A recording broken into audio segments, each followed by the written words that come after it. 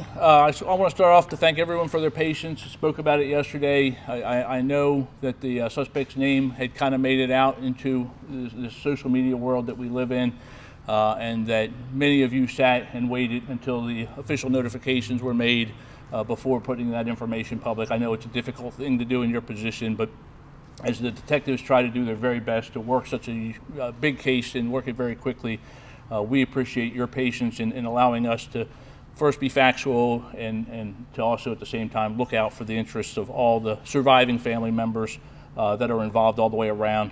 So I know it's a difficult process. We're going to do our best today to share with you a lot more information, as many facts as we can gather.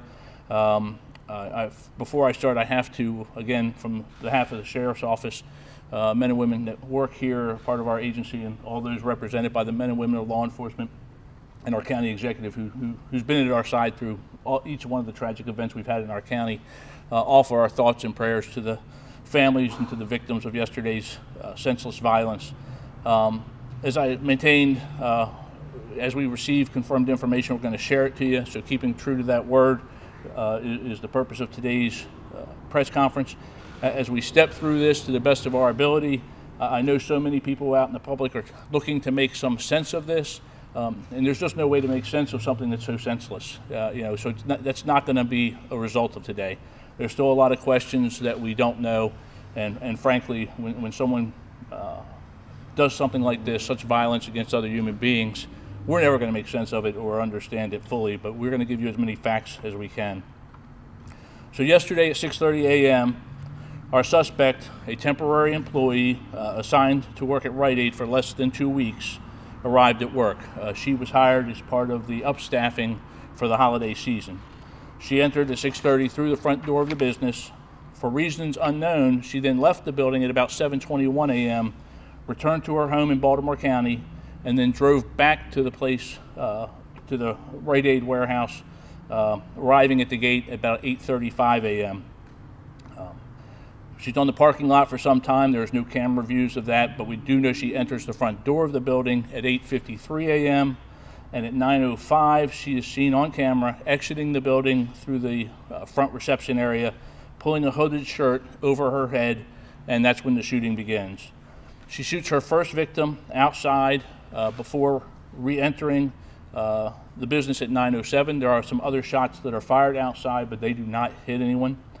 She continues shooting inside the building, where there's a total of 65 people, employees of Rite Aid, both full-time employees and temporary employees, working in the building, firing what we believe to be a total of 13 rounds, injuring 5 others before finally shooting herself. Today I have the unfortunate and difficult task of releasing the names of those community members who were just going about their daily lives before being a victim in this senseless act of violence. Our deceased individuals, and I hope I do their names justice. Sunday Aguda, a 45-year-old male who resided in Baltimore County. Brenda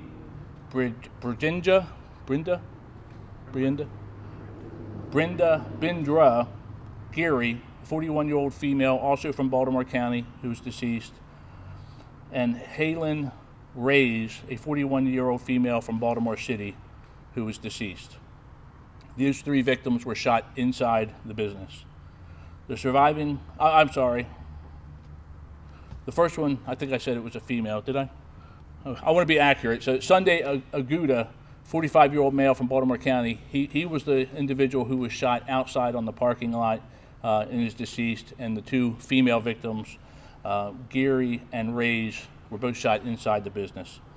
The surviving victims who remain hospitalized this morning, as far as we know: Hassan Mitchell, a 19-year-old male who resided here in Harford County; Wilfredo Villegas, a 45-year-old male from Montgomery County; and Acharya Perna, 45-year-old with an address in New York. The Harford County Sheriff's Office again received a call at about 9:06 a.m. through the dispatch center Thursday morning for reports fired at the Rite Aid Distribution Center at 1501 Perryman Road.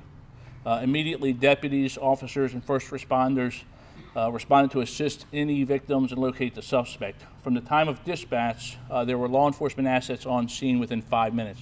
Among the first responders were members of the Municipal Police Department SWAT team, which had staged close nearby because there was paper to be served that morning. Just a fortuitous coincidence. And they were among the first responders, which the SWAT team's made up of members from the Bel Air, Aberdeen, and Havre de Grace fire departments. And the Aberdeen officers, I believe, were the first to enter the building in an effort to stop the violence and to save lives.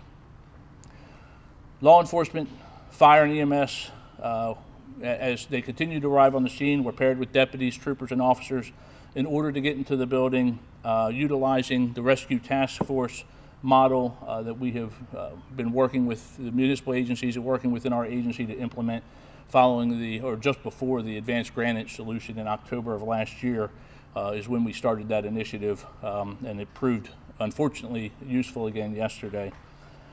Among the allied agencies, those represented behind me who responded, and some who are not here, our federal partners at the FBI, the DEA, Alcohol, Tobacco, and Firearms, our state partners with the state police, Maryland Transportation Authority Police, Natural Resources Police, Aberdeen, Bel Air, and Havre de Grace, the local municipal agencies, and even Aberdeen Proving Ground Police Department responded from the post to offer their assistance.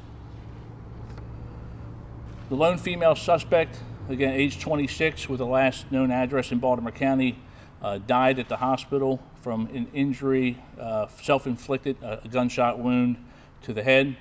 It actually was, from what we have been told by witnesses, it was 2 shots. The first shot that she took was more of a grazing wound, and she actually shot herself a second time.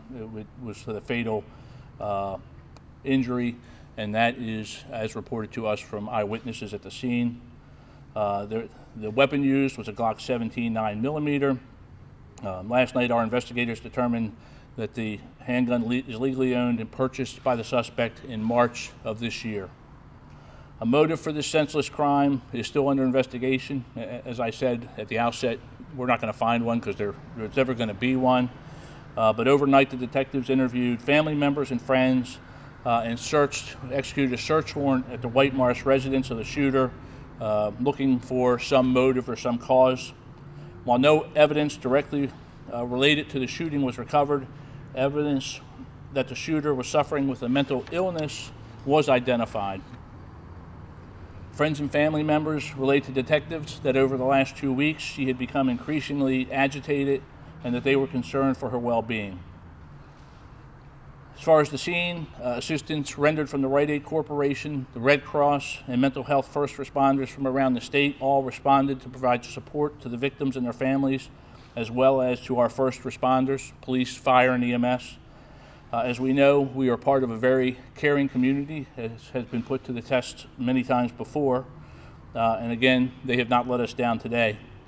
A community vigil is set for tonight at the Cranberry United Methodist Church, and a fund to support the families has been set with the Victoria Russell Foundation Aberdeen Shooting Victims Fund. We're familiar from past events that many times around tragedies, fraudulent fundraising efforts pop up. So we caution the caring members of our community and of our state that when you are making a donation, so many are for good causes, but there are also those out there that are just looking to make a buck on the back of a tragedy. Please make sure that if you're donating that it is a reputable source, such as the Victoria Russell Foundation, who they assisted us through the incident at Advanced Granite last year. Again, we learned again yesterday that no community is immune from this type of heinous violence. Harford County overall is a very safe place to live and work. Citizens should feel confident that your law enforcement professionals, and again, all of the agencies represented behind me, are well trained and prepared to maintain the safety of our community members. Thank you. County Exec, did you anything? No, I'm good. Okay, and then I know the County Exec's willing to take any questions, and I'm willing to take any questions. Sheriff, was she involved in any kind of dispute over pay, hours working, anything going on at this moment with her workplace? Not that that our detectives have been informed about. There was a mention of an incident that involved something about butting in line yesterday morning before she left for work. And I know that there's been some things in the media that she was looking to pick a fight. Other than this little incident, certainly nothing's ever going to justify escalating to this issue, but it didn't seem the type of nature that caused her that much agitation. Give one over here. To which hospital was it that she was brought to and died at? Was Bayview Medical Center? That's correct, sir. Yes, Okay. Bayview. And then the second question is, did she, in the security camera footage, was she aiming towards someone when she was walking into the building, or was it more of just shooting anywhere? I haven't seen the footage. I mean, it appears that she was certainly targeting individuals. You know, how well she was taking to aim, the little bit of footage that I saw myself, she was moving pretty quickly, so not taking a lot of time to aim. A total of 13 rounds that we know of were fired, and you know, with that we have 7 people, 6 victims and herself who those bullets touched. So you don't have to be highly accurate when you're in close quarters. What about in her social network? Did you hear from friends or family that she had problems? And can you tell us a little bit more about the mental illness? Well, I don't want to go into specifics about her medical condition, but she was diagnosed with a mental illness in, I don't know if we have the time, in 2016. So that's as far as I'm going to go with it at this point. Right here. Yes. Yeah. What is the precaution of the safety at the Rite Aid facility itself? That how to protect the gone inside? Was there any measures taken by the Rite Aid? Well, I think the question is how the security set up for the Rite Aid facility. The facility, yeah. They have security, unarmed security on the properties. They own several buildings there, or at least several buildings there, properties that security is responsible for. It is uniform, unarmed security. At the time of the shooting, and to the best of our investigation at this point, there were no uniformed officers over at 1501, at the building, the site of the event yesterday at that time. As far as access to the building, and again, this is preliminary, but there does not seem to be any controlled access beyond locked doors and stuff, but would seem to be open because she chose to begin this shooting at break time when the employees had come out from the back and gone outside. Sheriff, we have one over here. Yes. The timing of the self-inflicted gunshot wound, was that before police arrived, after police arrived? It was before police arrived. Thank you. One. Could you spell the victims? We'll get them to you. After this, we'll get them to We'll you. put them all out on social media, the spellings of their names and their ages.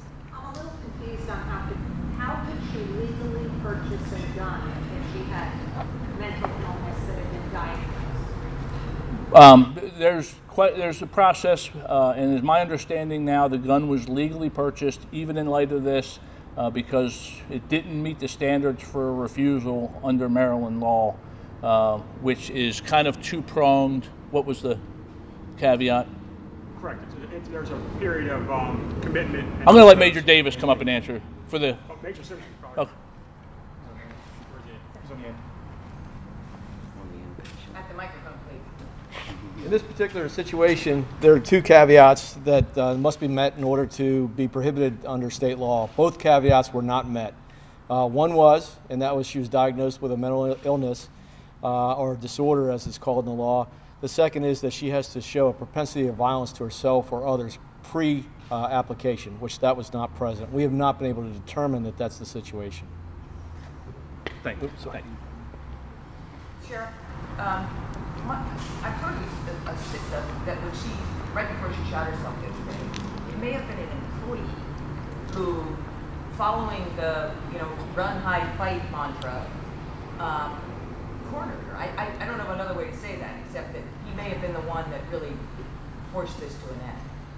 I have not heard that, and that may have well been the case. Certainly, we have the Harford County Sheriff's Office and the allied agencies behind are all much more aggressive these days on offering active shooter trainings to our community. In fact, one of the security officers from Rite Aid was scheduled to go to one of our trainings today or tomorrow. And in the last year alone, we've trained over 7,000 Harford County church leaders, business leaders, community members on active shooter response training. So what we've seen on the video, certainly, under the run, hide, fight model, so many employees, I believe it was 65 people that were in the building at the time, did just the right thing and got away from the scene.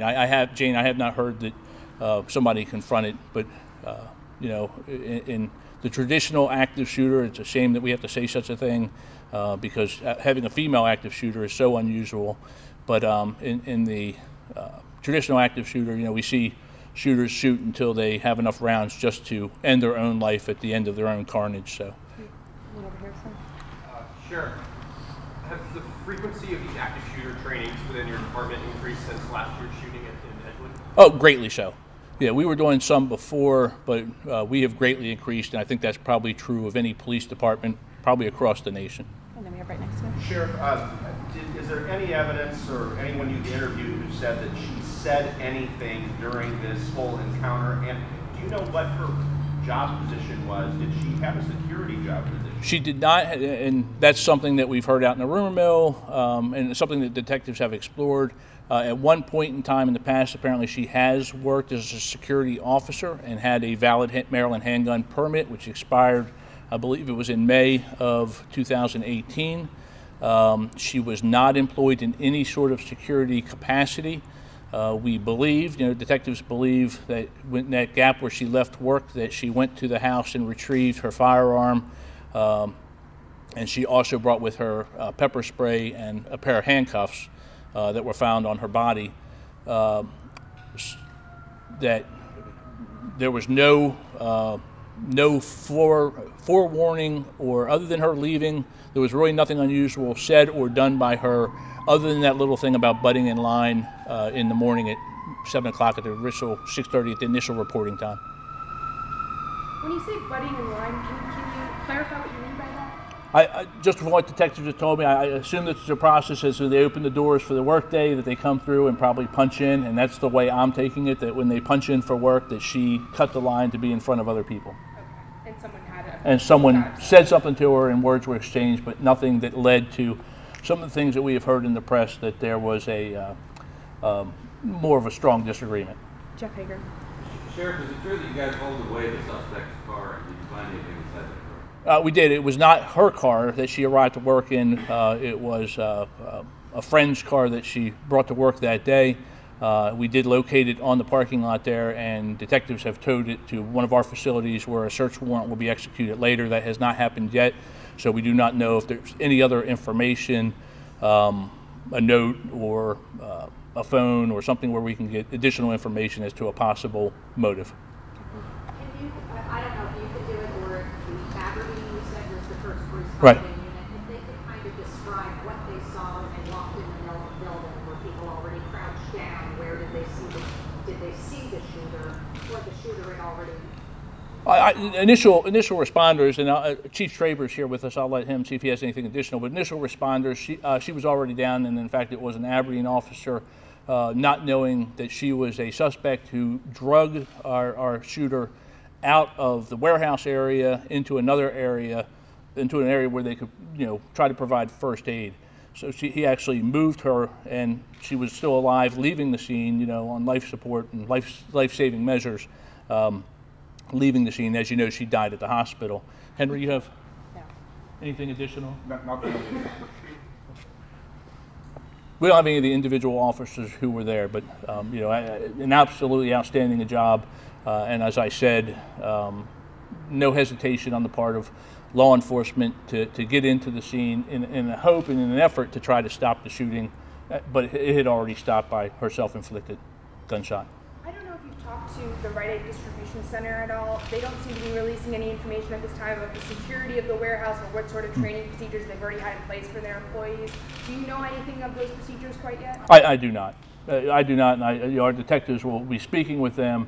I know that they had people on the scene with the county executive and I yesterday, and their main concern, and rightfully so, was the welfare of the victims, the families, the survivors, and that's where their efforts were focused on yesterday. One more, Jean? You said yesterday we're standing here again in another familiar position. Can you reflect back on these past several years and why you think Harford County has had the misfortune of these 3 terrible incidents? I just think, you know, I don't want to say unlucky. I just think it's a state of where we are. I think, you know, as a people, we've lost so much respect for human life, what human life means to another person. Or, you know, in general, in our world, it seems to have less and less meaning. What makes a person capable of taking a weapon and using it against unarmed, defenseless people, it's senseless. We're never going to understand it, and that's what I tried to convey opening up. You know, the shooters here in all 3 of our tragic events, where we lost our deputies in 2016, he was initially from our area, but then moved away for the longest time. Of course, the shooter last year was from Delaware, and this shooter's from Baltimore County. You know, unfortunately, we've had our unfair, and I pray, as the county executive said yesterday, we're never standing here again. But as a society, between the mental health issues, we see it time and time and time again, the mental health issues, and then just the disregard for human life that seems so commonplace across our nation. Yeah. Yeah, I would just add too that in all 3 of these cases, mental illness has played a large part in all 3 of these violent attacks in Harford County. So, you know, I think as we look across the country too, it's kind of pervasive in a lot of communities, and you just don't know when or where this could happen. It's almost like a ticking time bomb, and when that mental illness manifests itself into violence. So I know particularly in Harford County, we're opening a 24-hour mental health crisis center in partnership with University of Maryland, where we'll have a 7-day-a-week center where folks can refer and go for help.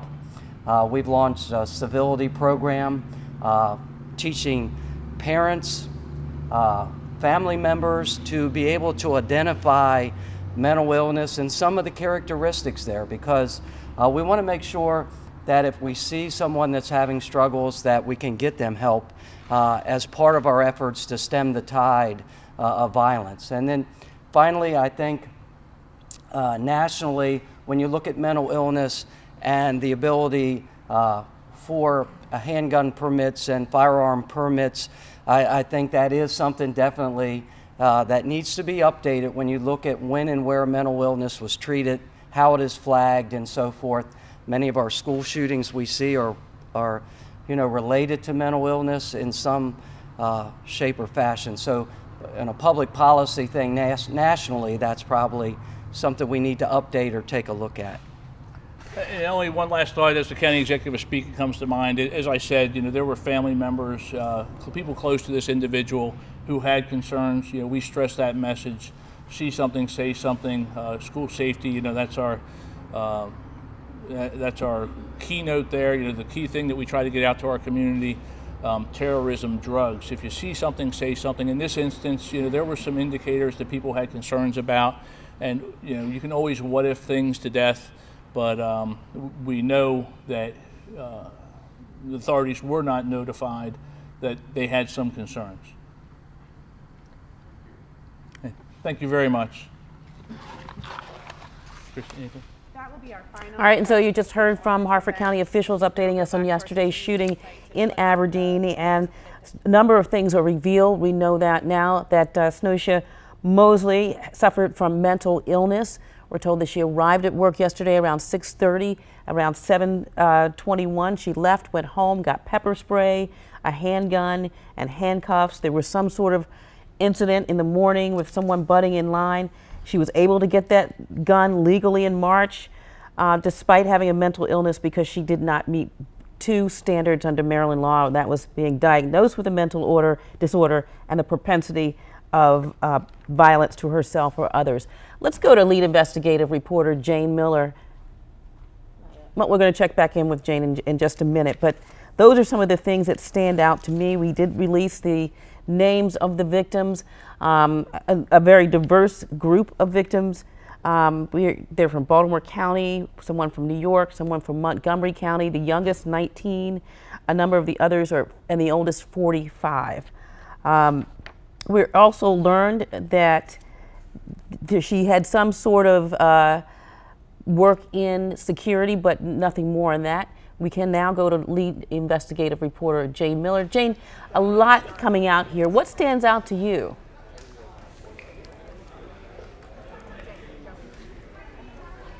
Lisa, I mean, we all listened to this briefing, and I would say that obviously the biggest takeaway is that once more, in these situations, we are now talking about the nexus between mental health issues and gun use and gun ownership. It was very interesting to hear Barry Glassman, the Republican county executive for Harford County, talking about the need to update the regulations in the state of Maryland, which already has a pretty rigorous application process for handgun ownership, but the need to update it so that it may better probe perhaps an individual who wants to purchase a handgun, be able to better probe the aspect of their lives, which gets to be a very tricky proposition because of confidentiality, because of stigmatization that has been a concern for a long time. But clearly what he is suggesting is we have to do a better job of knowing or being able to detect an individual's mental health well-being and their stability when they come to buy a handgun. This gun was purchased in this year, and according to the sheriff, she was diagnosed in 2016, 2 years before, with some kind of a mental illness. And that obviously was not detectable when she went through the handgun purchasing process in Maryland. So that at this point, this is obviously one of the things that comes up in these shootings, these mass shootings, which seem to have no reason behind them. And here we are again. All right, thank you, Jane.